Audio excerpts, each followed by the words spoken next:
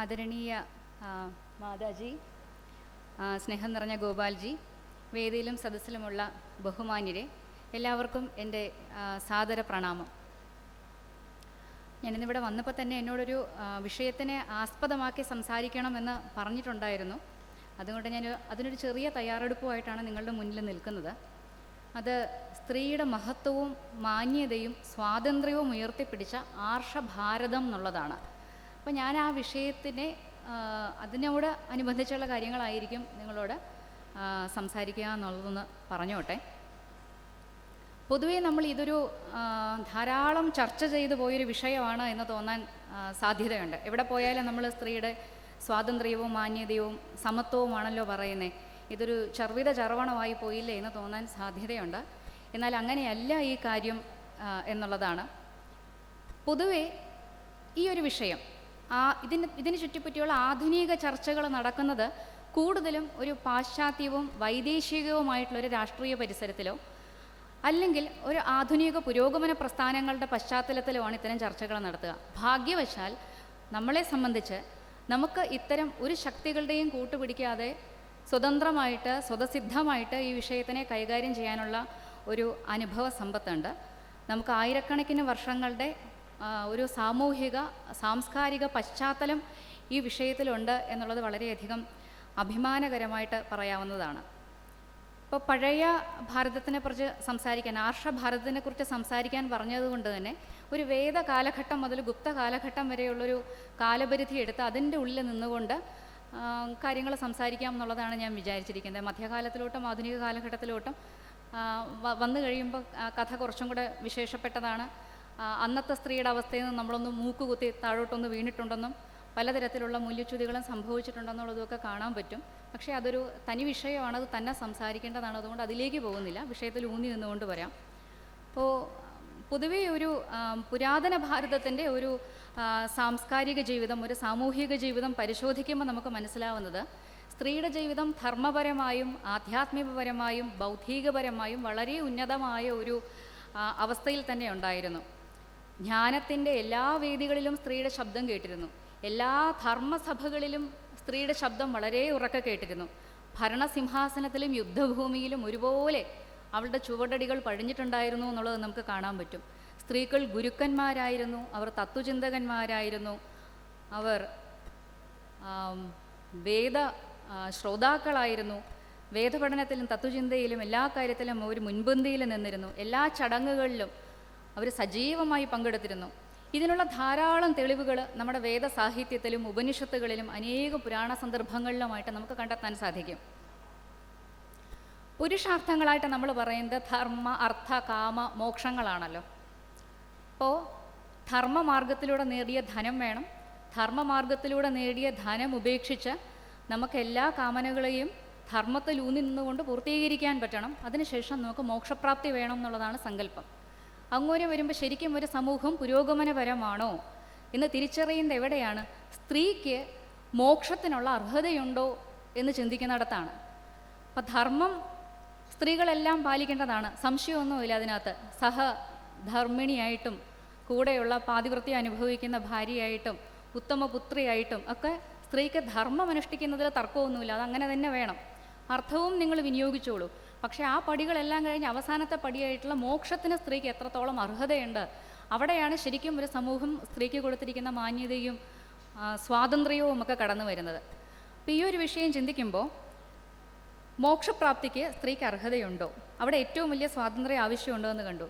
വേദങ്ങളിൽ ഒരിടത്തും തന്നെ സ്ത്രീ മോക്ഷപ്രാപ്തിക്ക് അർഹയല്ല എന്ന് പറഞ്ഞിട്ടില്ല. പുരുഷനോളം തന്നെയോ അല്ലെങ്കിൽ അതിലധികമോ മോക്ഷ അന്വേഷണത്തിൽ സ്ത്രീക്കും അർഹതയുണ്ട്. അതായത് സന്യാസാശ്രമത്തിലേക്ക് പ്രവേശിക്കുന്നതിന് സ്ത്രീക്കും പരിപൂർണപരമായ അർഹതയുണ്ട്. സർവസംഘ പരിത്യാഗിയാകുന്നതിനും സ്ത്രീക്ക് എല്ലാ തരത്തിലുള്ള അധികാരവുമുണ്ട്, അവകാശവുമുണ്ട്. ഇതിനൊരു ഉദാഹരണം നമുക്ക് കാണാൻ പറ്റുന്നത്,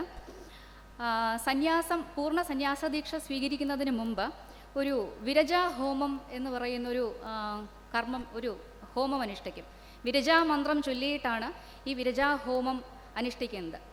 വിരജാ മന്ത്രത്തിൽ എന്താ പറയുക വെച്ചാൽ എല്ലാ രാജസീകമായ ഗുണങ്ങളെയും ഉപേക്ഷിക്കലാണ്. അതായത് ഞാനെന്ന ഭാവമില്ല, എനിക്ക് ഒന്നിനോടും ഒരു അറ്റാച്ച്മെൻ്റ് ഇല്ല, എനിക്ക് എൻ്റെ മാംസത്തിനോടോ എൻ്റെ ശരീരത്തിനോടോ അല്ലെങ്കിൽ എൻ്റെ വസ്തുവകകളോടോ യാതിനോടുമുള്ള എല്ലാ ബന്ധങ്ങളും ഞാൻ ഉപേക്ഷിക്കുന്നതാണ് വിരജാമന്ത്രം. വിരജാമന്ത്രം എല്ലാ രാജസികമായ ഗുണങ്ങളെയും നമ്മൾ ഉപേക്ഷിച്ചിട്ട് വിരജാഹോമം ചെയ്തിട്ടാണ് ഇതിനകത്തേക്ക് പ്രവേശിക്കുക. അപ്പോൾ ഈ യജ്ഞത്തിൻ്റെ ഭാഗമായിട്ട് ഈ യജ്ഞം വളരെ ആചാരപരമായിട്ട് നടത്തുന്നു, അതിൻ്റെ ഭാഗമായിട്ട് ഉച്ചരിക്കുന്നു. അപ്പോൾ തൈത്തിരീയ ആരണ്യകത്തിൽ ഇതിനെക്കുറിച്ച് വിശദമായിട്ട് പ്രതിപാദിക്കുന്നുണ്ട്. അപ്പോൾ സായണാചാര്യർ ഈ മന്ത്രം എങ്ങനെയാണ് എന്നും ഇത് എല്ലാവർക്കും ചൊല്ലാൻ പറ്റുന്നതാണോ എന്നുള്ളതും അദ്ദേഹം നമുക്ക് വിവരിച്ചു തരുന്നുണ്ട്. സായണാചാര്യൻ എന്ന് പറയുന്നത് അനതിസാധാരണമായ ഒരു വേദ വ്യാഖ്യാതാവും പണ്ഡിതനും വേദ സാഹിത്യകാരനും ഒക്കെ ആയിട്ടുള്ളൊരു ബ്രാഹ്മണ ശ്രേഷ്ഠനാണ് അദ്ദേഹം. ഒരു ഭാഷ്യകാരനാണ്. ഭാഷ്യകാരൻ എന്ന് പറഞ്ഞാൽ നിങ്ങൾക്ക് എല്ലാവർക്കും അറിയാമെന്ന് ഞാൻ വിശ്വസിക്കുന്നു. വേദഗ്രന്ഥങ്ങൾ അല്ലെങ്കിൽ ദാർശനിക ഗ്രന്ഥങ്ങൾ സ്വയം മനസ്സിലാക്കുകയും അതിൻ്റെ നിജസ്ഥിതി ബാക്കിയുള്ളവർക്ക് മനസ്സിലാകുന്ന രീതിയിൽ പറഞ്ഞു തരികയും ചെയ്യുന്ന ആൾക്കാരെയാണ് നമ്മൾ ഭാഷ്യകാരൻ എന്ന് പറയുന്നത്. അപ്പോൾ സായണാചാര്യർ വളരെ കൃത്യമായിട്ട് പറയുന്നുണ്ട്, ഈ വിരജാമന്ത്രം ഉപയോഗിച്ച് വിരജാഹോമം നടത്തി പൂർണ്ണമായ സന്യാസം സ്വീകരിച്ച് കംപ്ലീറ്റ് റിനൗൺസിയേഷൻ നടത്തിയിട്ട് സർവസംഘ പരിത്യാഗിയായിട്ട് സന്യാസം സ്വീകരിച്ച് മോക്ഷത്തിലേക്ക് കടക്കാൻ സ്ത്രീക്കും എല്ലാ തരത്തിലുള്ള അർഹതയുണ്ട്. അവിടെ സ്ത്രീ പുരുഷ ലിംഗഭേദമുള്ള വ്യത്യാസമൊന്നുമില്ല, അതെല്ലാവർക്കും സാധിക്കാവുന്ന കാര്യമാണ്. അപ്പോൾ നമുക്ക് കാണാം, നമ്മളൊരു കുറഞ്ഞതൊരു 5000-6000 കൊല്ലം മുമ്പത്തെ വസ്തുത പറയുമ്പോൾ തന്നെ അന്ന് തന്നെ ഈ സ്ത്രീ പുരുഷ ഭേദമൊന്നുമില്ലാതെ അതിന് തന്നെയുള്ള അനുമതി നമുക്ക് കിട്ടിയിരുന്നു എന്നുള്ളതറിയാൻ പറ്റും. ഇനി സ്ത്രീയെ നമ്മൾ വേറൊരു തലത്തിൽ കാണുന്നത് നല്ലതായിരിക്കും. ശൗനക മഹർഷി ബൃഹത് ദേവത എന്ന് പറഞ്ഞ വേദസാഹിത്യത്തിലെ അതുല്യമായിട്ടുള്ളൊരു ഗ്രന്ഥം എഴുതിയിട്ടുണ്ട്. ഈ ബൃഹത് ദേവതയ്ക്ക് ദേവതാനുക്രമണി എന്ന് പറയുന്ന മറ്റൊരു പേര് കൂടിയുണ്ട്. അതിലെന്താണ് ചർച്ച ചെയ്യുന്നതെന്ന് വെച്ചാൽ, ഋഗ്വേദത്തിലെ ഓരോ സൂക്തങ്ങളും ആ സൂക്തങ്ങളോട് ബന്ധപ്പെട്ട് കിടക്കുന്ന ദേവതകളും അതിനോട് ബന്ധമുള്ള പൗരാണിക കഥകളും അതിൻ്റെ വേദസന്ദർഭങ്ങളും വിശദീകരിക്കുന്ന കൃതിയാണ് ഈ ബൃഹത് ദേവത. ബൃഹത് ദേവതയിൽ ശൗനക മഹർഷി എഴുതാണെന്നത് കരുതുന്നു, വളരെ പഴയതായതുകൊണ്ട് അതിൽ വളരെ കൃത്യമായിട്ട് 27 മന്ത്രദ്രഷ്ടാക്കളായ സ്ത്രീകളുടെ കാര്യം പറയുന്നുണ്ട്. ഋഷികളെ, അവരെ ഋഷികകൾ എന്നാണ് പറയുക. അപ്പോൾ മന്ത്രദ്രഷ്ടാക്കൾ ഋഷിപ്രോക്തമാണ്. ആക്ച്വലി വേദങ്ങൾ ആരും എഴുതിയതല്ല എന്നുള്ളത് നിങ്ങൾക്കറിയാം. ഇത് ഓരോരുത്തർ അശരീരി മുഖേനയും അല്ലെങ്കിൽ പ്രപഞ്ചത്തിൽ തന്നെ നിൽക്കുന്ന ഈ കാര്യങ്ങൾ ഓരോ ആൾക്കാൾ കൂടി വെളിപാട് പോലെ വരുന്നതാണ്. അപ്പോൾ മന്ത്രദ്രഷ്ടാക്കളായതെന്ന് പുരുഷന്മാർ മാത്രമായിരുന്നില്ല, മന്ത്രദ്രഷ്ടാക്കളായിട്ടുള്ള സ്ത്രീകളും ഉണ്ടായിരുന്നു. ബൃഹദ്ദേവതയിലാണ് ഈ 27 മന്ത്രദ്രഷ്ടാക്കളായിട്ടുള്ള ഋഷികകളെക്കുറിച്ച് പറയുന്നത്. ഋഷി എന്നുള്ളതിൻ്റെ സ്ത്രീലിംഗമായിട്ടാണ് ഋഷിക എന്ന് ഉപയോഗിച്ചിരിക്കുന്നത്. ഘോഷ, ഗോധ, വിശ്വവാര, അബാല, ഉപനിഷത്ത്, നിഷത്ത്, ബ്രഹ്മജായ, ജുഹൂർ, അഗസ്ത്യസ്തസ്വാസ, അതിഥി, ഇന്ദ്രാണി, ഇന്ദ്രമാത, സാരമ, രോമശ, ഉർവശി, ലോപമുദ്ര, നദ്യ, യമി, നാരി, ശശ്വതി, ശ്രീ, ലക്ഷ, സർപ്പരാജ്ഞി, വാക്, ശ്രദ്ധ, മേധ, ദക്ഷിണ തുടങ്ങിയവരാണ് അവർ. ഋഗ്വേദത്തിൽ മാത്രമല്ല, നമുക്ക് യജുർവേദത്തിലും അഥർവവേദത്തിലും ഒക്കെ മന്ത്രദ്രഷ്ടാക്കളായിട്ടുള്ള ഋഷികകളെ പറ്റിയുള്ള അവരുടെ മന്ത്രങ്ങളും കാണാം, അവരെ പറ്റിയുള്ള പരാമർശങ്ങളും ധാരാളം കാണാം. ഇനി ഏറ്റവും പ്രധാനപ്പെട്ടതും എന്നും പ്രചാരത്തിലുള്ളതും ധാരാളമായിട്ട് ഉപയോഗിക്കുന്നതുമായിട്ടുള്ള ഒന്നാണ് ഋഗ്വേദം 10ാം മണ്ഡലത്തിലെ 125ാം സൂക്തം. അത് അറിയപ്പെടുന്നത് വാക് സൂക്തം അല്ലെങ്കിൽ ദേവീ സൂക്തം എന്ന പേരിലാണ്. വാക് സൂക്തം അല്ലെങ്കിൽ ദേവീ സൂക്തത്തിൻ്റെ ദ്രഷ്ടാവായിട്ടുള്ളത് നമ്മൾ നേരത്തെ പറഞ്ഞ പേരുകളിൽ ഉൾപ്പെട്ട വാക് എന്ന് പറയുന്ന ഋഷികയാണ്. അപ്പോൾ അംബ്രണൻ്റെ പുത്രിയായ വാക്കംബ്രണിയാണ് ഈ ദേവീ സൂക്തം എന്ന് പറയുന്ന സൂക്തത്തിൻ്റെ ദ്രഷ്ടാവ് തന്നെ. ഇത് വാസ്തവത്തിൽ എന്താ കാണിക്കുന്നത് എന്ന് വെച്ച് കഴിഞ്ഞാൽ, സ്ത്രീക്ക് ബ്രഹ്മജ്ഞാന സ്വരൂപമായ ഏത് അറിവും വെളിപ്പെടുത്താനുള്ള സ്വാതന്ത്ര്യവും ജ്ഞാനവും അന്നുണ്ടായിരുന്നു എന്നുള്ളത് കാര്യമാണ്. ഇപ്പം നമുക്ക് നടാടെ വന്നൊരു കാര്യമല്ല നമ്മുടെ സ്വാതന്ത്ര്യം എന്ന് പറഞ്ഞത്. അറിവ് എന്ന് പറയുന്നത്, ഇപ്പോൾ വലിയൊരു ചോദ്യം വരും, നിങ്ങൾക്ക് ധാരാളം ധനമുണ്ട്, നിങ്ങൾക്ക് മോക്ഷപ്രാപ്തി കിട്ടുമോ? അല്ലെങ്കിൽ നിങ്ങൾക്ക് എല്ലാ ലൗകിക സൗകര്യങ്ങളും സുഖഭോഗങ്ങളും അനുഭവിക്കാനുള്ള അവസ്ഥയുണ്ട്, നിങ്ങൾ മോക്ഷത്തിലേക്ക് എത്തുമോ എന്നുള്ളതാണ്. അപ്പോൾ ചോദിച്ച് വരുമ്പോൾ അവസാനം കിട്ടുന്ന ഉത്തരം, നിങ്ങൾക്ക് മോക്ഷമാണ് വേണ്ടത് എന്നുണ്ടെങ്കിൽ നിങ്ങൾക്കതിന് വേണ്ടത് എന്ന് പറയുന്നത് അറിവാണ്, ജ്ഞാനമാണ്. അപ്പോൾ അറിവ് അല്ലെങ്കിൽ ജ്ഞാനം നിങ്ങളുടെ ഉള്ളിലേക്ക് കടന്നു വരണം എന്നുണ്ടെങ്കിൽ നിങ്ങൾ കുറേ കാര്യങ്ങൾ ഉപേക്ഷിക്കുകയാണ് ചെയ്യേണ്ടത്. അത് പരിത്യജിച്ച് വരുമ്പോൾ മാത്രമേ ജ്ഞാനത്തിന് നിങ്ങളുടെ ഉള്ളിലേക്ക് മനസ്സിലേക്ക് കയറാനുള്ള സ്പേസ് വരുള്ളൂ. അപ്പോൾ ഈ അറിവ് എന്നുള്ളത് പ്രാഥമികമായിട്ടുള്ള വിദ്യാഭ്യാസമാണ്. അപ്പോൾ വിദ്യാഭ്യാസത്തിന് സ്ത്രീക്ക് അർഹതയുണ്ടോ? കാര്യം അറിവുണ്ടെങ്കിൽ മാത്രമേ മോക്ഷമുള്ളൂ. പുരുഷാർത്ഥങ്ങളിൽ ഏറ്റവും പരമമായിട്ട് കണക്കാക്കുന്ന മോക്ഷം കിട്ടണം എന്നുണ്ടെങ്കിൽ നിങ്ങൾക്ക് അറിവ് വേണം. അറിവ് എന്ന് പറഞ്ഞാൽ ജ്ഞാനമാണ്, അത് മറ്റൊന്നുമല്ല, അത് വിദ്യാഭ്യാസമാണ്. അപ്പോൾ വൈദിക കാലഘട്ടത്തിൽ സ്ത്രീക്ക് വിദ്യാഭ്യാസത്തിനുള്ള അവകാശം ഉണ്ടായിരുന്നോ? അതും ഈ പറഞ്ഞ പോലെ സമൂഹത്തിൽ നിലനിൽക്കുന്ന അന്നത്തെ വ്യവസ്ഥിതിയെ ചൂണ്ടിക്കാണിക്കുന്ന ഒരു കാര്യമാണ്. വളരെ എളുപ്പത്തിൽ നമുക്ക് നോക്കാം. നമ്മളിൽ ഓരോ വ്യക്തിയും ആദ്യമായിട്ട് ജനിക്കുന്നത് നമ്മുടെ മാതാപിതാക്കൾ മുഖാന്തരമാണ്. അതിനുശേഷം എല്ലാ വ്യക്തിയും ഗുരുനന്ദനായി, ഗുരുവിൻ്റെ പുത്രനോ ഗുരുവിൻ്റെ പുത്രിയോ ആയി ഒരു രണ്ടാമതൊരു പ്രാവശ്യം കൂടി എല്ലാവരും ജനിക്കുന്നുണ്ട്. ഈ ജനനം എപ്പോഴാണ് എന്ന് പറഞ്ഞു കഴിഞ്ഞാൽ, വേദപാഠത്തിൽ പ്രവേശിക്കാൻ ഒരു വ്യക്തി തയ്യാറാവുന്ന സമയത്താണ് ഗുരുനന്ദനായുള്ള നമ്മളുടെ ഈ രണ്ടാമത്തെ ജനനം. ഇത് വിദ്യാരംഭത്തിനെ കുറിക്കുന്ന പ്രക്രിയയാണ്. വിദ്യ, അറിവ് ഒരാൾ നേടി തുടങ്ങുമ്പോഴാണ് അയാൾ വീണ്ടും പുനർജനിക്കുന്നത്, രണ്ടാമത് ജനിക്കുന്നത്. അതുവരെയുള്ള ജീവിതമല്ല ഉണ്ടാകുന്നത്. അപ്പോൾ ഈ പ്രക്രിയയെ പറയുന്നത്, അതായത് അറിവ് നേടാൻ ഒരു വ്യക്തിയെ സജ്ജനാക്കുന്ന പ്രക്രിയയ്ക്ക് പറയുന്ന പേരാണ് ഉപനയനം എന്ന് പറയുന്നത്. ഉപനയനം കഴിഞ്ഞ ഒരു വ്യക്തിക്ക് യജ്ഞോപവീതത്തിന്, അതായത് പൂണൂലിന് അർഹതയുണ്ട്. അപ്പോൾ വേദങ്ങൾ എന്താ പറയുന്നത് എന്ന് വെച്ച് കഴിഞ്ഞാൽ, അന്ന് സ്ത്രീക്കും പുരുഷനും ഒരുപോലെ ഉപനയനത്തിനും യജ്ഞോപവീതത്തിനും അർഹതയുണ്ടായിരുന്നു. ഉപനയനം കഴിഞ്ഞു കഴിഞ്ഞാൽ അവർക്ക് ഗായത്രി മന്ത്രസാധന ഉൾപ്പെടെ സകല വേദങ്ങളും പഠിക്കാനും എല്ലാ അറിവ് നേടാനും അത് പ്രാക്ടീസ് ചെയ്യാനുമുള്ള അർഹതയായി. അപ്പോൾ ഒരു രീതിയിലും സ്ത്രീ അന്ന് മാറ്റം നിർത്തപ്പെട്ടിരുന്നില്ല. ഇത് BC 1500 പുറകിലോട്ടുള്ള കാര്യമാണ് പറയുന്നത്. ഇപ്പോൾ 1000, 4000, 5000 കാര്യം മുന്നുള്ള കാര്യം ഇപ്പോൾ പോലും നമുക്ക് സങ്കല്പിക്കാൻ ബുദ്ധിമുട്ടുള്ള രീതിയിലുള്ള സമത്വവും സ്വാതന്ത്ര്യവും വന്ന് ലിംഗസമത്വവും ഉണ്ടായിരുന്നു എന്നുള്ളത് ചുരുക്കം.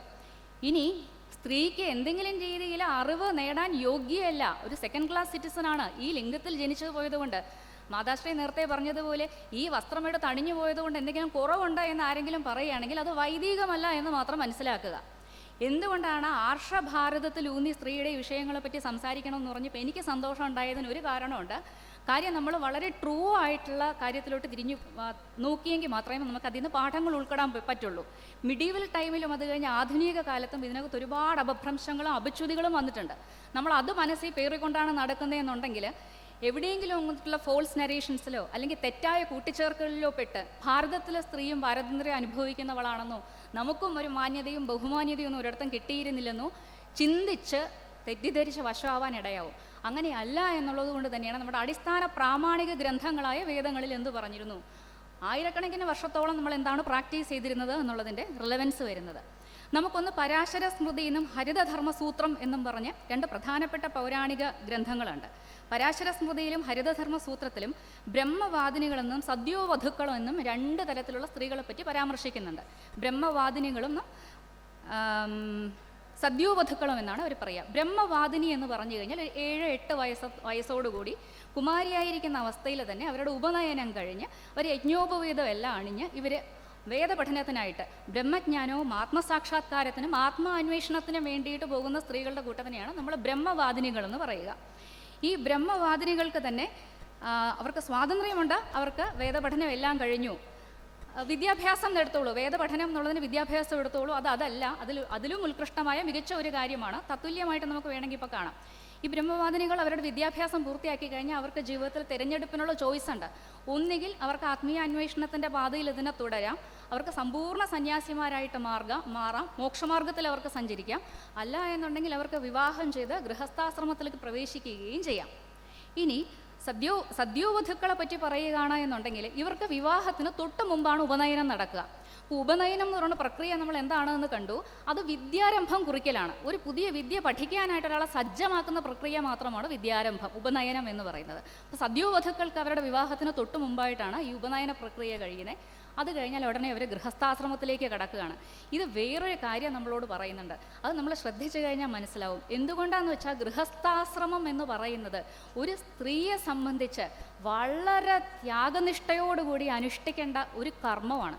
അത് ഒരു സന്യാസി ചെയ്യുന്ന കർമ്മം പോലെ അത്രയും പാവനമാണ്. അത് വേണ്ട രീതിയിൽ നമ്മൾ കൃത്യമായിട്ട് അനുഷ്ഠിച്ചു കഴിഞ്ഞാൽ ഒരു സംശയവും വേണ്ട, മോക്ഷമാർഗത്തിലെത്തും എന്നുള്ളത് കൂടിയാണ് ഈ സദ്യോവധുക്കളുടെ കാര്യം മൂലം നമുക്ക് പറയുന്നത്. മാത്രമല്ല ഹരിതധർമ്മസൂത്രത്തിൽ മറ്റൊരു കാര്യവും പറയുന്നുണ്ട്. നിങ്ങൾ ശരി നിങ്ങൾ ഉപനയനം കഴിഞ്ഞു, അവിടെ ഭർത്താവിനെയാണ് ഗുരുവായിട്ട് കണക്കാക്കുന്നത്. ബാക്കി നമ്മുടെ ഗാർഹസ്ഥ്യ ജീവിതത്തിൽ കൂടെ വരുന്ന അനുഭവങ്ങളെയാണ് മുഴുവൻ നമ്മുടെ പരീക്ഷയും പരീക്ഷണമായിട്ട് കണക്കാക്കുന്നത്. ഇത് കടന്നെത്തുന്ന ആൾക്കാർ ഓട്ടോമാറ്റിക്കായിട്ട് തന്നെ മോക്ഷം പ്രാപിക്കാനുള്ള ഗതിയിൽ എത്തുന്നതാണ്. അത്രയും വലിയ പരീക്ഷ. മാത്രമല്ല ഗൃഹസ്ഥാശ്രമമാണ് ആശ്രമങ്ങളിൽ വെച്ച് ഏറ്റവും ബുദ്ധിമുട്ടുള്ളത്. കാര്യം ബാക്കി 3 ആശ്രമങ്ങളെയും താങ്ങി നിർത്തുന്നത് ഈ ഒരൊറ്റ ആശ്രമം ഉള്ളത് കൊണ്ടാണ്. ഗൃഹസ്ഥാശ്രമത്തിൽ സ്ത്രീയുടെ പങ്ക് എന്ന് പറയുന്നത് വളരെയധികം കൂടുതലാണ് പുരുഷനെ അപേക്ഷിച്ച് എന്ന് പറയുമ്പോൾ.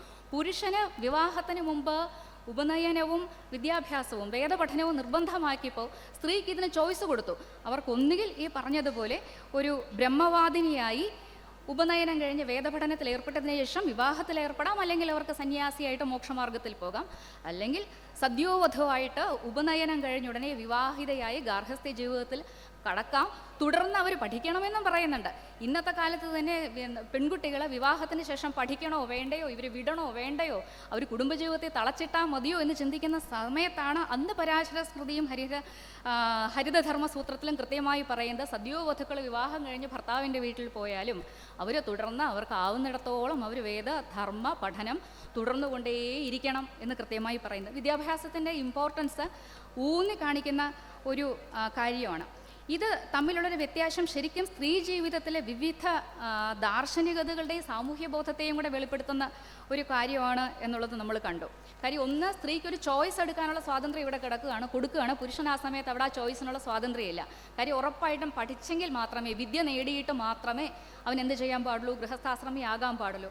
സ്ത്രീക്ക് സ്വാഭാവികമായിട്ട് തന്നെ ഒരു ഗുരുവിന് വേണ്ട ചില കാര്യങ്ങളാൽ അനുഗ്രഹിക്കപ്പെട്ട ജനനമാണ് എന്നുള്ളത് കൊണ്ട് തന്നെയാണ് ഈ രീതിയിലുള്ളൊരു ഓപ്ഷനും വച്ചിരിക്കുന്നത്. ഇനി വിദ്യാഭ്യാസത്തിൻ്റെ ഇമ്പോർട്ടൻസിനെ പറ്റി പറയുന്നത് മാധവാചാര്യൻ, നമ്മൾ നേരത്തെ അദ്ദേഹത്തിൻ്റെ സായണാചാര്യൻ്റെ പറ്റി നമ്മൾ പരാമർശിച്ചു. സായണാചാര്യൻ്റെ സഹോദരനായിട്ടുള്ള മാധവാചാര്യൻ മഹാഭാരത താല്പര്യ നിർണയം എന്ന് പറഞ്ഞിട്ടുള്ളൊരു മികച്ച കൃതി എഴുതിയിട്ടുണ്ട്. അതിൽ അദ്ദേഹം പറയുന്നുണ്ട് സ്ത്രീകൾ വിദ്യാഭ്യാസം നേടുന്നതിൻ്റെ ഇമ്പോർട്ടൻസ്, അറിവ്. വേദപഠനമാണ് അന്ന്, അതുകൊണ്ട് അന്ന് വേദപഠനം എന്നുള്ള പദമായിരിക്കും സാമാന്യൻ ഉപയോഗിച്ചിട്ടുണ്ടാവുക. വേദപഠനം നടത്തുന്നതിൻ്റെ ഉദ്ദേശം അത് എത്തരത്തിലുള്ളതാകണം എന്നെല്ലാം പറയുമ്പോൾ അദ്ദേഹം പറയുന്നത് എല്ലാ മഹത്തുക്കളായ സ്ത്രീകളും അവർ മഹത്തുക്കളായി അവശേഷിക്കണമെന്നും തുടരണമെന്നും ഉണ്ടെങ്കിൽ ദ്രൗപദിയെ പോലെ വേദപഠനം നടത്തണം എന്നാണ് അദ്ദേഹം അതിനകത്ത് പറഞ്ഞിട്ടുള്ളത്. അതായത് ജീവിതത്തിൽ എന്ത് വലിയ പ്രതിസന്ധി വന്നാലും അത് നേടാൻ സാധിക്കണം, വളരെ ജുഡീഷ്യസ് ആയിട്ടുള്ള തീരുമാനങ്ങൾ എടുക്കാൻ പറ്റണം, ആ പ്രതിസന്ധിയെ മറികടന്നു പോകാൻ വേണ്ടിയിട്ടുള്ള ഉപദേശം വീട്ടിലുള്ള മറ്റുള്ളവർക്ക് കൊടുക്കാൻ പറ്റണം. അതിനെല്ലാം വേണ്ടിയിട്ട് ദ്രൗപദിയെ പോലെ വേദപഠനം നടത്തൂ എന്നുള്ള കാര്യമാണ് പറയുന്നത്. ഇന്നിപ്പോൾ നമുക്കറിയാം നമ്മുടെ നാട്ടിലെ സാമാന്യേന എല്ലാ പെൺകുട്ടികളും പഠിക്കാൻ വേണ്ടിയിട്ട് സംസ്ഥാനം വിട്ട് ബാംഗ്ലൂർ പോവും, അല്ല എന്നുണ്ടെങ്കിൽ മദ്രാസിൽ ചെന്നൈയിൽ പോവും, അല്ലെന്നുണ്ടെങ്കിൽ രാജ്യം തന്നെ വിട്ട് വേറെ സ്ഥലങ്ങളിൽ പോകാൻ അവർക്ക് മടിയൊന്നുമില്ല. കാനഡയിൽ പോവും, ഓസ്ട്രേലിയയിൽ പോവും, എത്ര ദൂരം വേണമെങ്കിലും ഇവർ സഞ്ചരിക്കും. പെൺകുട്ടികൾ, ആൺകുട്ടികളും വിദ്യാഭ്യാസം ചെയ്യുന്നവരാണ്. പെൺകുട്ടികൾക്ക് പ്രത്യേകിച്ച് പോകാനും യാതൊരു മടിയുമില്ല. ഇതിപ്പോൾ ഞാൻ നിങ്ങളോട് പറയുകയാണ്, 8ാം നൂറ്റാണ്ടിലെ ഭാരതത്തിലെ സ്ത്രീകൾ വിദ്യാഭ്യാസപരമായും ബൗദ്ധികപരമായും സ്വതന്ത്രരും ഉന്നതരുമായിരുന്നു എന്ന് ഞാൻ പറഞ്ഞാൽ നിങ്ങളിൽ എത്ര പേര് വിശ്വസിക്കും? ഇന്ന് 21ാം നൂറ്റാണ്ടിൽ ഇന്ന് പെൺകുട്ടികൾ പഠിക്കാൻ ബാംഗ്ലൂർ പൊക്കോട്ടെ, നമ്മൾ 8ാം നൂറ്റാണ്ടിലെ അങ്ങനെയായിരുന്നു. പിന്നെ സബ്സിക്വൻ്റ്ലി ഏതോ ഒരു പീരീഡിൽ നമുക്ക് നഷ്ടപ്പെട്ടു പോയതാണ് എന്ന് പറഞ്ഞാൽ നമുക്ക് വിശ്വസിക്കാൻ പ്രയാസമാണ്. നിങ്ങൾ നോക്കിക്കോളൂ, 8ാം നൂറ്റാണ്ടിൽ ഭവഭൂതി എന്ന് പറയുന്ന സംസ്കൃത നാടകകൃത്ത് ഉത്തര രാമചരിതം എന്ന് പറഞ്ഞ ഒരു വളരെ മനോഹരമായ ഒരു ദിവ്യമായിട്ടുള്ള ഒരു സംസ്കൃത നാടകം എഴുതിയിട്ടുണ്ട്. ഈ നാടകത്തിലെ ഒരു കഥാപാത്രത്തിൻ്റെ പേരാണ് അത്രയി. അത്രയി വാൽമീകി മഹർഷിയുടെ ശിഷ്യയായിട്ട് ഗുരുകുല സമ്പ്രദായത്തിൽ ചേർന്ന് വേദപഠനവും ബാക്കി ബ്രഹ്മജ്ഞാനവും ഒക്കെ നേടാൻ വേണ്ടിയിട്ട് അവിടെ നിൽക്കുകയാണ്. അപ്പോൾ കുറേ കഴിഞ്ഞിട്ട് അത്രയ്ക്ക് മനസ്സിലായി ഞാൻ ഇവിടെ നിന്നിട്ട് പ്രത്യേകിച്ച് കാര്യമൊന്നുമില്ല. കാര്യം എനിക്ക് വേണ്ട രീതിയിൽ പാഠങ്ങളൊന്നും വാൽമീകി മഹർഷിക്ക് പറഞ്ഞു തരാൻ പറ്റുന്നില്ല. കാര്യം വാൽമീകി മഹർഷി രാമായണം എഴുതുന്ന തിരക്കിലാണ്. അത് കഴിഞ്ഞിട്ട് ശിഷ്യയൊന്നും നോക്കാനുള്ള സമയമേ ഇല്ല. അത്രയും ബുദ്ധിമുട്ടി കുറച്ച് സമയം ഇരുന്നു, കാര്യം നടക്കില്ല എന്ന് കണ്ടു. അത്രയും എന്ത് ചെയ്തു, എങ്കിൽ പിന്നെ ഇനി ഇവിടെ ഇരുന്നിട്ട് കാര്യമില്ല, ഞാൻ ദക്ഷിണ ഭാരതത്തിലേക്ക് പോവുകയാണ്.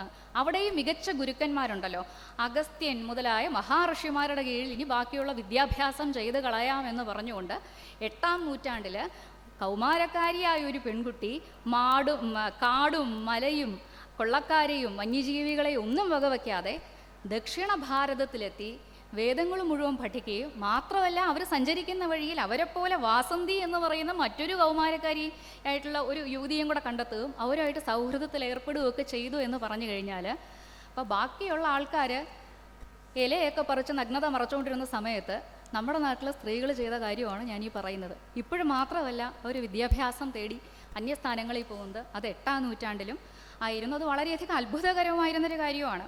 കാര്യം വിദ്യജ്ഞാനവും സമ്പാദിക്കാൻ വേണ്ടിയിട്ട് ഏതറ്റം വരെയും പോകാൻ തയ്യാറായ ഒരു സ്ത്രീയുടെ അതുല്യ ചിത്രമാണ് അത്രയും നമ്മുടെ മുന്നിൽ വരച്ചിടുന്നത്. ഇന്നും വിദ്യാഭ്യാസം നേടാൻ ഏതറ്റം വരെയും പോകാൻ തയ്യാറായിട്ട് നിൽക്കുന്ന സ്ത്രീകളുടെ ഒരു പ്രതീകമാണ് അത്. അവർക്ക് ഉറപ്പായിട്ടും ഒരു പ്രചോദനമാണ്. ഇനി 2 കാര്യങ്ങൾ നമ്മൾ ഈ സംഗതിയിൽ നിന്ന് കണക്കാക്കണം. അന്ന് ഈ നാടകം പൊതുജനങ്ങളുടെ മുന്നിലും പൊതുസഭകളിലും വേദികളിലും എല്ലാം കളിച്ചു കഴിഞ്ഞപ്പോൾ അതൊരു സമൂഹം അംഗീകരിക്കണം എന്നുണ്ടെങ്കിൽ അതിൻ്റെ അർത്ഥം എന്താണ്? എപ്പോഴും നമ്മുടെ കലാരൂപങ്ങൾ നമ്മുടെ സമൂഹത്തിൽ നടക്കുന്ന കാര്യങ്ങളുടെ പരിപ്രേക്ഷ്യമാണ്, പരിച്ഛേദമാണ്. ഇത് സാമാന്യേന അവിടെ നടക്കുന്നൊരു കാര്യമായതുകൊണ്ടാണ് പെൺകുട്ടികളുടെ വിദ്യാഭ്യാസം എന്നും അവർ വിദ്യാഭ്യാസം തേടി ഏതറ്റം വരെ പോകുമ്പോഴും മാതാപിതാക്കളുടെയോ മറ്റാരുടെയോ പ്രതിബന്ധം വരുന്നില്ല എന്നുള്ളതും ഒരു സാമാന്യ കാര്യമായതുകൊണ്ടാണ് അന്ന് ഈ സംസ്കൃത നാടകം ഭവഭൂതിയുടെ കാലഘട്ടത്തിൽ ഇത് അവതരിപ്പിച്ചപ്പോൾ അതിനെതിരെ ഒരു പ്രതിഷേധ ശബ്ദം ഉണ്ടാവാതെ എല്ലാവരും അത് ആഹ്ലാദപൂർവ്വം ഏറ്റെടുത്ത് എൻജോയ് ചെയ്തതിൻ്റെ കാര്യം അന്നത്തെ 8-ാം നൂറ്റാണ്ടിലെ സാമൂഹ്യ പരിതസ്ഥിതി ഭാരതത്തിലെ അത്രയും പുരോഗമിച്ചതായിരുന്നു എന്നുള്ളത് കൊണ്ടാണ്. അവിടുന്ന് പിന്നെ നമ്മൾ 21-ാം നൂറ്റാണ്ടിൽ എത്തിയതിനുള്ള ഒരുപാട് കാര്യങ്ങളുണ്ട്. ഇനി നമ്മുടെ വേറൊരു ഇനി സ്ത്രീയുടെ വിദ്യ നേടാനുള്ള അറിവ് അല്ലെങ്കിൽ സ്ത്രീക്ക് സന്യസിക്കാനുള്ള അവകാശം, ഇതിനെപ്പറ്റിയൊക്കെ നമ്മൾ നോക്കി. മറ്റൊരു കാര്യം നോക്കുമ്പോൾ സ്ത്രീ ഗുരുവായിട്ട് എങ്ങനെയാണ് നമ്മൾ സ്ത്രീയുടെ ഗുരുവായിട്ടുള്ള സ്ഥാനം എങ്ങനെ എന്നുള്ളത് നോക്കുന്നതാണ്. അതിന് ഏറ്റവും പെട്ടെന്ന് നമ്മുടെ എല്ലാവരുടെയും മനസ്സിലേക്ക് ഓടി വരുന്നത് ഉഭയഭാരതിയുമായിട്ടുള്ള ശ്രീമദ് ശങ്കരാചാര്യരുടെ സംവാദമാണ് നമുക്ക് മനസ്സിലേക്ക് പെട്ടെന്ന് വരിക. വീണ്ടും സയണാചാര്യൻ്റെ സഹോദരനായിട്ടുള്ള മാധവാചാര്യ വിരചിതമായ ശങ്കര ദിഗ്വിജയത്തിൽ വളരെ കൃത്യമായിട്ട് പറയുന്നുണ്ട്, ശ്രീമദ് ശങ്കരാചാര്യരുടെ ധാർമ്മികതയും നൈതികതയും തത്വപരവും ആത്മബോധപരവുമായ സർവജ്ഞത എങ്ങനെയാണ് ഒരു സ്ത്രീ പരീക്ഷിച്ചത് എന്ന്. ഒരു പുരുഷനല്ല, ഒരു സ്ത്രീ പരീക്ഷിച്ചത്. എൻ്റെ സർവജ്ഞത ഒരു സ്ത്രീയാൽ പരീക്ഷിക്കപ്പെടാൻ പോകുന്നു എന്നുള്ളൊരു ജാള്യമോ ബുദ്ധിമുട്ടോ എന്നും ശ്രീമദ് ശങ്കരാചാര്യർ കാണിച്ചിരുന്നില്ല എന്നുള്ളതാണ്. അപ്പോൾ അത് പരീക്ഷിക്കപ്പെട്ടു. മണ്ഡനമിശ്രൻ്റെ ഭാര്യയായിരുന്നു ഉഭയഭാരതി. അപ്പോൾ മണ്ഡനമിശ്രനുമായിട്ടുള്ള സംവാദത്തിൽ ഏർപ്പെട്ട് കഴിഞ്ഞ് അദ്ദേഹത്തിൻ്റെ ഒരു പരിധി അദ്ദേഹം തോൽക്കുന്നു എന്ന് മനസ്സിലായപ്പോഴാണ് ഞാൻ ധർമ്മപത്നിയാണ്, ഞങ്ങൾ രണ്ടുപേരും ഒന്ന് തന്നെയാണ്, എൻ്റെ ഭർത്താവിന് വേണ്ടി ഞാൻ സംവാദത്തിൽ ഏർപ്പെട്ടാലും ശരി എന്ന് പറഞ്ഞ് ഉഭയഭാരതി ശങ്കരാചാര്യരുമായിട്ട് സംവാദത്തിന് വരുന്നതും അതിനുവേണ്ടി അദ്ദേഹം കൂടുമാറ്റം നടന്ന കഥയും ബാക്കിയുള്ള കാര്യങ്ങളും ഒക്കെ എന്നറിയാം. അപ്പോൾ ഇതിൽ നിന്ന് ഇത് ശങ്കരാചാര്യരുടെ ഇപ്പോൾ ശരിക്കും ഉഭയഭാരതിയുമായിട്ടുണ്ടായ ആ സംവാദം എന്ന് പറയുന്നത് ശ്രീമദ് ശങ്കരാചാര്യരുടെ ജീവിതത്തിലുണ്ടായ ദാർശനിക സംവാദങ്ങളിൽ ഏറ്റവും മികച്ചവും ഉദാത്തതുമായ ഒന്നായിട്ടാണ് കണക്കാക്കപ്പെടുന്നത്. അപ്പോൾ അത്തരം ഒരു ഇൻസൈറ്റ് കൊടുക്കാൻ തന്നെ ഒരു സ്ത്രീ വേണം. അപ്പോൾ ഒരു സ്ത്രീക്ക് ശ്രീമദ് ശങ്കരാചാര്യരുടെ ഗുരുവായിട്ട് തന്നെ നിന്ന് കണ്ണു തുറപ്പിക്കാൻ സാധിച്ചു എന്നുള്ളിടത്ത് സ്ത്രീയുടെ പരം വൈഭവം എത്രയുണ്ട് എന്ന് വിളിച്ചു പറയുന്ന ഒരു സംഭവമാണ് ഇത്. സ്ത്രീകൾക്ക് വേദപഠനം, തർക്കം, ചർച്ച, തത്വവിചാരം തുടങ്ങിയവയിലെല്ലാം അന്നുള്ള പ്രാവീണ്യവും അംഗീകാരവും തെളിയിക്കുന്ന ഒരു കാര്യമാണ്. ഇനി നമുക്ക് ഗാർഗി, മൈത്രി എന്നൊക്കെ പറഞ്ഞാൽ നമ്മളെ ക്ലീഷേ പേരുകളാണ്. ഞാൻ അതുകൊണ്ട് അതിനകത്തോട്ട് കൂടുതൽ പോകുന്നില്ല. എപ്പോഴും നമ്മൾ നിരന്തരം ചർച്ച ചെയ്യുന്ന പേരുകളാണ്.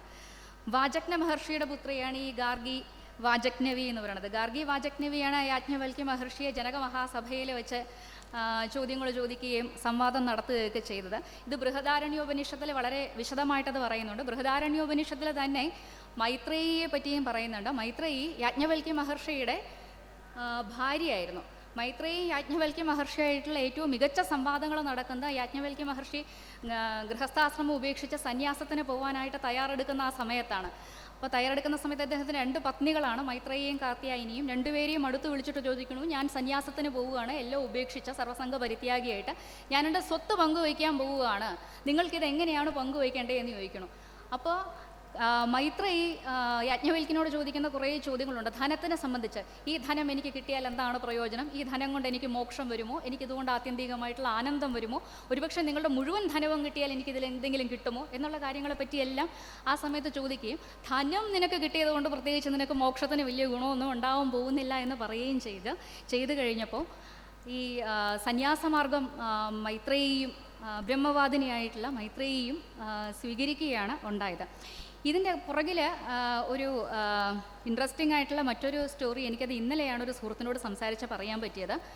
അമർത്യാസെൻ, നമ്മുടെ നോബൽ പ്രൈസ് വിന്നറായിട്ടുള്ള അമർത്യാസെൻ, അദ്ദേഹം ഈ മൈത്രേയിയും യാജ്ഞവൽക്യനും തമ്മിലുള്ള സംവാദം ഈ ബൃഹദാരണ്യോപനിഷത്തിലുള്ളത് അറിയാനിടയായി, വായിക്കാനിടയായി. അപ്പോഴെന്താ അത് സംഭവിച്ചതെന്ന് വെച്ച് കഴിഞ്ഞാൽ, സമയപരിമിതിയുണ്ട്, എനിക്ക് ഒരുപാട് കാര്യങ്ങൾ പറയണമെന്നുണ്ട്, ഞാൻ പെട്ടെന്ന് ചുരുക്കും. എത്ര സമയമാണ് ഇനി ഉള്ളതെന്നറിയില്ല. ഇനി എത്ര സമയമാണ് സാർ അനുവദിച്ചിട്ടുള്ളത്? 5 മിനിറ്റ്. 5 മിനിറ്റ് സമയം. എനിക്ക് 1 മണിക്കൂർ സംസാരിക്കാനുള്ള പ്രഭാഷണത്തിനുള്ള വിഷയം എൻ്റെ കയ്യിലുണ്ട്. ടൈം കൺസ്ട്രെയിൻ കാരണം ഞാൻ ചുരുക്കും, നിങ്ങൾ ക്ഷമിക്കണം. അപ്പോൾ ഇദ്ദേഹം ഇവരുടെ ഈ സംവാദത്തിൽ നിന്നുള്ള സ്പിരിറ്റ് ഉൾക്കൊണ്ടിട്ടാണ് വെൽഫെയർ എക്കണോമിക്സ്, ഡെവലപ്മെൻറ്റ് എക്കണോമിക്സിനെ പറ്റിയുള്ള പിന്നെയുള്ള കാര്യങ്ങളെ വിഭാവനം ചെയ്തും സബ്സിക്വൻ്റ്ലി അദ്ദേഹത്തിന് നോബൽ പ്രൈസ് കിട്ടിയതെന്നും ഇദ്ദേഹത്തിൻ്റെ ഡെവലപ്മെൻറ്റ് ആസ് ഫ്രീഡം എന്ന് പറയുന്ന ആദ്യത്തെ ആർട്ടിക്കിൾസിലൊന്നിലത് പരാമർശിച്ചു പോകുന്നുണ്ട്. പിന്നെ ഞാൻ വേറൊരു കാര്യം, സമയമില്ല, ഞാൻ പെട്ടെന്ന് പോണു. ഭാസ്കരാചാര്യൻ രണ്ടാമനുണ്ട്, ലീലാവതി എഴുതിയ മഹത്തായ ഗണിതശാസ്ത്ര ഗോളശാസ്ത്ര ഗ്രന്ഥം എഴുതിയ സിദ്ധാന്ത ശിരോമണി എഴുതിയ ഭാസ്കരാചാര്യനുണ്ട്. സിദ്ധാന്ത ശിരോമണിയിലെ ആദ്യത്തെ വോളിയം എന്ന് പറയുന്നത് ലീലാവതി എന്ന് പറയുന്ന ഗ്രന്ഥമാണ്. ഈ ലീലാവതി എന്ന് പറയുന്നത് ഭാസ്കരാചാര്യൻ്റെ മകളുടെ പേരാണ്. ഈ കുട്ടിയുടെ ജാതകം അദ്ദേഹം ആദ്യം ഗണിച്ചപ്പോൾ തന്നെ ഇവൾക്ക് വിവാഹം നടക്കില്ല എന്നും വൈധവ്യയോഗം ഉണ്ടെന്നും കുട്ടികളൊന്നും ഉണ്ടാവില്ല, നിരപത്യത ഉണ്ട് എന്നും കണ്ടു. ഇതറിഞ്ഞപ്പോൾ തന്നെ ഭാസ്കരാചാര്യൻ വളരെയധികം വിഷമത്തിലായി.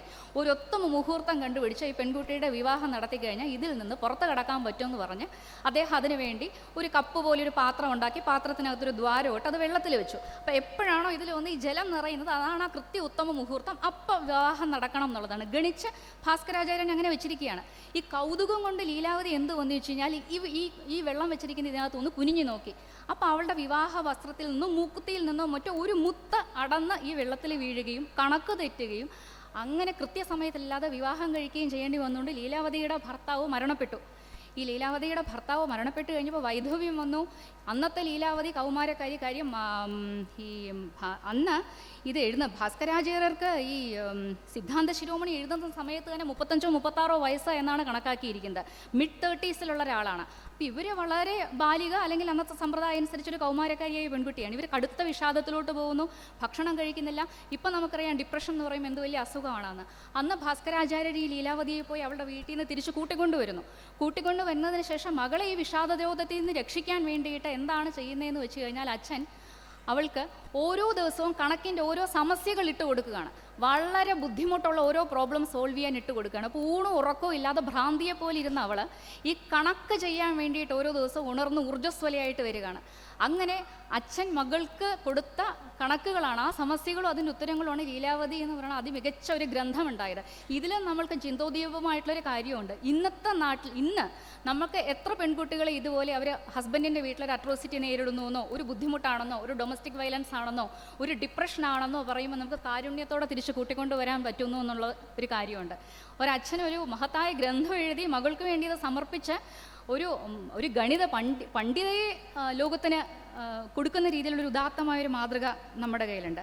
ഇനി നേരത്തെ മാതാശ്രീ പറഞ്ഞ കാര്യമായിട്ട് ഞാനൊന്ന് കണക്ട് ചെയ്ത് പറഞ്ഞോട്ടെ. മഹാഭാരതത്തിൻ്റെ ശാന്തിപർവ്വത്തിലെ സുലഭയെക്കുറിച്ച് പറയുന്നുണ്ട്. സുലഭ ഒരു രാജകുമാരിയാണ്.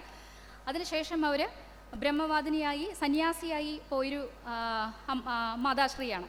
അപ്പോൾ ഇവർ ജനക മഹാരാജാവിനെ കുറിച്ച് ഒരു ദിവസം അറിയാനിടയായി. കാര്യം മാതാശ്രീ ആദ്യം സംസാരിച്ചപ്പോൾ പറഞ്ഞു, സ്ത്രീയൊന്നോ പുരുഷനോ ഒന്നുള്ള ഭേദമൊന്നുമില്ല, നമ്മളെല്ലാം ഉള്ള ഒരേ ശിവം തന്നെയാണ്, ഇതെല്ലാം വെറും വസ്ത്രം മാത്രമാണ്, എന്ത് സ്ത്രീ പുരുഷ ഭേദം എന്ന്. എന്നാൽ ഈ ജെൻഡർ ബയാസിനെതിരെ ആദ്യമായിട്ട് ഒരാൾക്കൊരു തക്കതായ മറുപടി കൊടുത്ത ആൾ ഈ സുലഭയാണ്. അപ്പോൾ അതിങ്ങനെയാണ്, അവർ ജനകനെ പറ്റി അറിയുന്നു. അപ്പോൾ ജനകൻ എന്ന് പറഞ്ഞു കഴിഞ്ഞാൽ ലൗകിക ജീവിതത്തിൽ ജീവിക്കുന്നു, രാജാവാണ്, എല്ലാ ഭോഗ സൗകര്യങ്ങളും ഉണ്ട്, പക്ഷേ രാജർഷിയാണ്. എല്ലാത്തിൽ നിന്നും ഡിറ്റാച്ച് ചെയ്ത് ഭോഗത്തിൻ്റെ നടുക്ക് നിന്നുകൊണ്ട് മോക്ഷത്തിൻ്റെ വഴിയിൽ പോകുന്ന ആളാണ്. എങ്കിലും ഇദ്ദേഹത്തിൻ്റെ കാര്യങ്ങളൊന്നും അറിയണമല്ലോ എന്ന് വിചാരിച്ച് ഇവർ അതീവ സുന്ദരിയായ ഒരു യുവതിയുടെ രൂപം എടുത്തുകൊണ്ട് ജനകസഭയിൽ പോയിട്ട് അദ്ദേഹമായിട്ട് സംവാദത്തിനിരിക്കുകയും എനിക്ക് നിങ്ങളെ വിവാഹം കഴിക്കാൻ താല്പര്യമുണ്ടെന്ന് പറയുകയും ഇദ്ദേഹത്തിൻ്റെ മനസ്സിലോട്ട് വളരെ സട്ടിലായിട്ടുള്ള രീതിയിൽ കടന്നു കയറുകയും ചെയ്യാണ്. അപ്പോൾ ജനക മഹാരാജന് മനസ്സിലാവുന്നു, എൻ്റെ മനസ്സിലാരോ കയറി കയറിപ്പറ്റിയിട്ടുണ്ട്. കയറിപ്പറ്റിയത് സ്ത്രീയാണോ എന്ന് ചോദിച്ച്, നീ ഒരു സ്ത്രീയല്ലേ, നിങ്ങൾക്ക് ലിംഗഭേദമായ അസമത്വമുണ്ട്, വ്യത്യാസമുണ്ട്, വേർതിരിവുണ്ട് എന്നുള്ള രീതിയിൽ അവരോട് സംസാരിക്കുകയാണ്.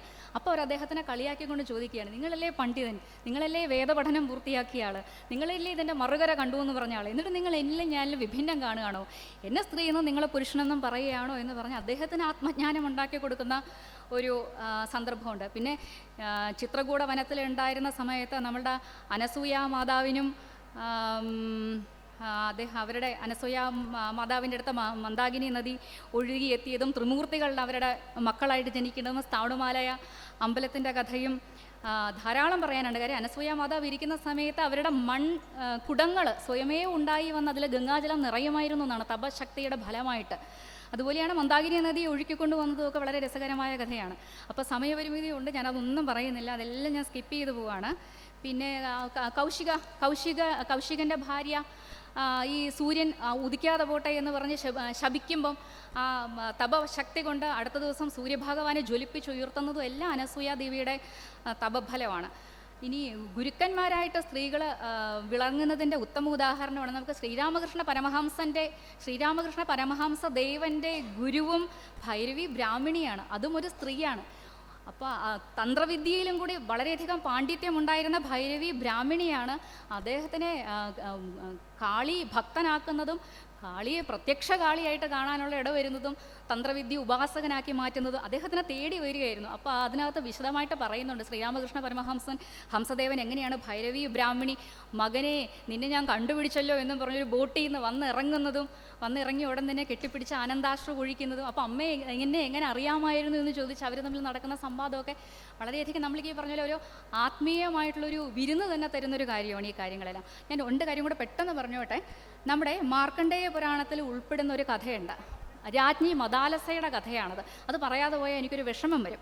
മാർക്കണ്ഡേയ പുരാണത്തിൽ മദാലസ എന്ന് പറയുന്നൊരു രാജ്ഞിയുണ്ട്. ഇവർ ഒരു ഗന്ധർവ രാജാവിൻ്റെ മകളാണ് ഈ മദാലസ രാജ്ഞി. ഇവരെ ഒരു രാക്ഷസൻ തട്ടിക്കൊണ്ടുപോയി വളരെയധികം കാലം പാതാളത്തിൽ താമസിപ്പിച്ചു. അപ്പോൾ അവർക്ക് വളരെയധികം ദുഃഖവും കാര്യങ്ങളും ഒക്കെ ഉണ്ട്. അത് കഴിഞ്ഞ് ഇവർ ഋതധ്വജ എന്ന് പറയുന്ന ഒരു മഹാരാജാവ് പാതാളത്തിൽ നിന്ന് രക്ഷിച്ചുകൊണ്ട് വന്നു. പാതാളത്തിൽ നിന്ന് രക്ഷിച്ചുകൊണ്ട് വന്നതിന് ശേഷം ഇവർ വിവാഹം കഴിച്ചു. അപ്പോൾ ഋതധ്വജയും ഈ മദാലസ രാജ്ഞിയും തമ്മിൽ വിവാഹം നടന്നു. അവർക്ക് ആദ്യത്തെ പുത്രൻ ജനിച്ച ഉടനെ സന്തോഷമായിട്ട് രാജാവ് ഈ കുഞ്ഞിനെ കയ്യിലെടുത്ത് വിക്രാന്തൻ എന്ന് വിളിച്ചു. വിക്രാന്തനാണ് ശൗര്യവും ധൈര്യവും ഉള്ളവൻ, വിക്രാന്ത എന്ന് വിളിച്ച ഉടൻ തന്നെ മദാലസ രാജ്ഞി കുനിഞ്ഞിരുന്ന് പരിഹാസത്തിൽ ചിരിച്ചു ചെറുതായിട്ട്. അപ്പം എന്താ നീ പരിഹസിക്കുന്നേ എന്ന് ചോദിച്ചു. അപ്പോൾ മദാലസ രാജ്ഞി ഒന്നും പറഞ്ഞില്ല. അടുത്ത മദാലസ രാജ്ഞി രണ്ടാമതൊരു മകനെ പ്രസവിച്ചു. രണ്ടാമത്തെ മകനെയും രാജാവ് കയ്യിലെടുത്തിട്ട് സുബാഹു എന്ന് പേര് വിളിച്ചു. ഏറ്റവും സുന്ദരമായ ബലമായ കൈകളുള്ളവനെ, ഇപ്പം രാജാവിന് വേണ്ട ഗുണമാണല്ലോ, വിളിച്ചു. ഇപ്പോഴും മദാലസ രാജ്ഞി പതുക്കെ കുനിഞ്ഞൊന്ന് ചിരിച്ചു. മൂന്നാമതും മദാലസ രാജ്ഞിക്കും ഋതധ്വജ മഹാരാജാവിനും കൂടി ഒരു മകനുണ്ടായി. ആ മകനെ ശത്രുമർദ്ദനൻ എന്ന് വിളിച്ചു, ശത്രുക്കളെ എല്ലാം തോൽപ്പിക്കുന്നവെന്ന് വിളിച്ചു. ഇപ്പോഴും ചിരിച്ചു. ഇനി ഇതിലൊരു രസകരമായ വസ്തുതയുള്ളതെന്ന് വെച്ചാൽ, ഈ മദാലസ രാജ്ഞി ഈ 3 മക്കളും ജനിച്ചപ്പോൾ ഈ 3 മക്കളെയും ഒരു താരാട്ട് പാട്ട് പാടിയാണ് ഉറക്കുന്നത്. ആ താരാട്ട് പാട്ട് ഇങ്ങനെയാണ്: ശുദ്ധോസി ബുദ്ധോസി നിരഞ്ജനോസി സംസാരമായ പരിവർജിതോഷി സംസാര സ്വപ്നം ത്വജമോഹനിദ്രം എന്ന് തുടങ്ങുന്നൊരു പാട്ടാണ് പാടി ഉറക്കുന്നത്. നീ നിർമ്മലനാണ്, ജ്ഞാനിയാണ്, കളങ്കമില്ലാത്തവനാണ്. ലോകത്തിൻ്റെ മിഥ്യാധാരണ ഉപേക്ഷിക്കുക, ലോകത്തിൻ്റെ സ്വപ്നവും ആസക്തിയുടെ ഉറക്കവും ത്യജിക്കുക. ശുദ്ധോസി ബുദ്ധോസി നിരഞ്ജനോസി എന്ന് തുടങ്ങുന്ന ഈ സ്റ്റാൻസയുള്ള താരാട്ട് പാട്ട് പാടി ഈ 3 കുട്ടികളെയും അങ്ങ് ഉറക്കി അവരെ വളർത്തി. ഫലം അവരൊരു കൗമാരപ്രായം എത്തിയപ്പോഴേക്കും 3 പേരും സന്യാസം സ്വീകരിച്ച കംപ്ലീറ്റ്ലി റിനൗൺസ്ഡ് ആയിട്ട് അവർ ലോകം വിട്ടുപോയി. അപ്പോൾ അവസാനത്തെ ഒരു പുത്രനെങ്കിലും എനിക്ക് തരണം എന്ന് പറഞ്ഞു. ഇനി ഒരു മകനുണ്ടായി. അപ്പോൾ പറഞ്ഞു, ഇനി ഞാൻ പേരിടാനൊന്നും നിൽക്കുന്നില്ല, ഒരു കാര്യം ചെയ്തോളൂ, നിങ്ങൾ തന്നെ പേരിട്ടോളൂ എന്ന് പറഞ്ഞു. അപ്പോൾ മദാലസ കുഞ്ഞിന് പേരിട്ടു. ഇട്ട പേര് അലർക്കൻ എന്നാണ് ഈ കുട്ടിക്ക് വിളിച്ച പേര്. അലർക്കൻ എന്ന് പറഞ്ഞാൽ ഒരു ഭ്രാന്ത് പിടിച്ച നായ പേപ്പട്ടി എന്നാണ്. അപ്പോൾ ബാക്കിയുള്ളവർക്കൊക്കെ ഗംഭീര പേരുകൾ ഇട്ടു. ഇപ്രാവശ്യത്തെ കുട്ടിക്ക് അലർക്കൻ എന്ന് പേരിട്ടു. അലർക്കനെ വളർക്കാൻ കൊടുത്തപ്പോൾ രാജാവ് രാജ്ഞിയോട് പറഞ്ഞു, 3 പിള്ളേരും പോയി, ഒരാളെങ്കിലും എനിക്ക് രാജാവായിട്ട് വളർത്താൻ വേണമെന്ന് പറഞ്ഞു. അപ്പോൾ ഈ കുട്ടിയെ രാജധർമ്മങ്ങളെല്ലാം പഠിപ്പിച്ച് എങ്ങനെയാണോ ഒരു മികച്ച ഉത്തമനായ ഭരണാധികാരി ആയിരിക്കേണ്ടത് ആ രീതിയിൽ വളർത്തി. അദ്ദേഹം അതുപോലെ രാജധർമ്മം നിർവഹിച്ചതിന് ശേഷം സന്യാസം സ്വീകരിച്ചു പോയി എന്നുള്ളതാണ്. ഒരു പേരിലല്ല കാര്യം ഇരിക്കുന്നത്. എന്താണോ നമ്മൾ പറഞ്ഞു കൊടുത്ത്, എന്ത് ധർമ്മമാണോ ഉപദേശിച്ചു കൊടുത്ത്, എങ്ങനെയാണോ വളർത്തുന്നത്, അതിലാണ് സർവ്വകാര്യങ്ങളും ഇരിക്കുന്നത് എന്നുള്ളതാണ് ഈ മദാലസയുടെ കാര്യം പറയുന്നത്. എനിക്ക് ഘോഷയുടെ കാര്യവും നിങ്ങളോട് ത്രിപുര രഹസ്യവും ഹേമലേഖയുടെ കാര്യവും ചൂടലാരാജ്ഞിയുടെ കാര്യവും അങ്ങനെ ഒരുപാട് കാര്യങ്ങൾ പറയാനുണ്ട്. സമയമായി എന്ന് പറഞ്ഞ് രണ്ടാമത്തെ കൊട്ടേഷനും വന്നു. അതുകൊണ്ട് നിർത്തുന്നു. നന്ദി, നമസ്കാരം, Vande Mataram. Branding partner Edubix online executive education, focus physiotherapy centre Pattom, Unnat engineering Gujarat, തീർത്ഥയാത്ര.com, iron build Gujarat, PRS hospital Killipalam Thiruvananthapuram. 5 തലമുറകളായി നിങ്ങൾക്കൊപ്പം. തുമ്പമൺ ശ്രീ വടക്കുംനാഥൻ ക്ഷേത്രം, അമ്പലക്കടവ്, പത്തനംതിട്ട. ശ്രീമദ് സ്കന്ദപുരാണ മഹാസത്രം 2025 മെയ് 11 മുതൽ 18 വരെ. ബ്രഹ്മശ്രീ മുംബൈ ചന്ദ്രശേഖര ശർമ്മയുടെ മുഖ്യ കാർമ്മികത്വത്തിൽ മഹാഗണപതി ഹോമം, സ്കന്ദപുരാണ പാരായണം, മഹത് പ്രഭാഷണങ്ങൾ, പൂജഹോമാദികൾ, കലാസാംസ്കാരിക പരിപാടികൾ. സത്രയജ്ഞ കർമ്മങ്ങളിലേക്ക് എല്ലാ ഭക്തജനങ്ങളുടെയും സാന്നിധ്യവും സഹകരണവും സാദരം അഭ്യർത്ഥിക്കുന്നു. മഹാസത്രവേദിയിൽ മെയ് 18 പഴനി അരുൾമിക ദണ്ഡായുധപാണി സ്വാമി ദേവസ്ഥാന അർച്ചക സ്ഥാനികർ ശ്രീസെൽവ സുബ്രഹ്മണ്യ ശിവശാരിയാരുടെ മുഖ്യ കാർമ്മികത്വത്തിൽ നടക്കുന്ന അതിശ്രേഷ്ഠവും സർവൈശ്വര്യദായകവുമായ സ്കന്ദഹോമം. സ്കന്ദമഹാപുരാണ സത്രത്തിന്റെ ആദിമധ്യാന്തമുള്ള സമ്പൂർണ്ണ തത്സമയ കാഴ്ച തത്വമയി നെറ്റ്വർക്കിൽ.